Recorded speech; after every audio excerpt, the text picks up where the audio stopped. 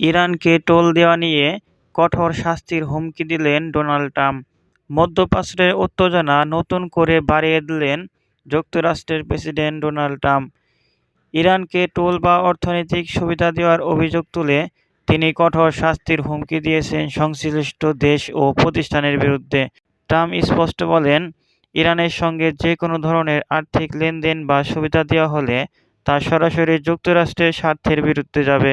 এই ধরনের কর্মকাণ্ড বন্ধ না হলে কঠিন নিষেধাজ্ঞা ও অর্থনৈতিক চাপ প্রয়োগ করা হবে বলে সতর্ক করেন তিনি।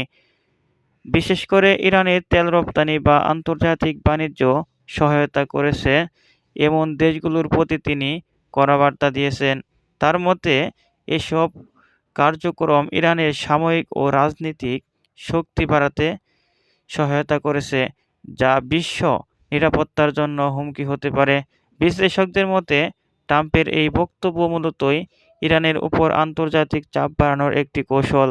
একই সঙ্গে এটি মধ্যপ্রাচ্যে যুক্তরাষ্ট্রের প্রভাব ধরে রাখা প্রচেষ্টা অংশ হিসেবে দেখা হচ্ছে। এদিকে এই হুমকির পর আন্তর্জাতিক মহলে নতুন করে আলোচনা শুরু হয়েছে। ইরানকে ঘিরে পরিস্থিতি আরও জটিল হয়ে উঠতে পারে কিনা তা নিয়ে উদ্বেগ বাড়ছে।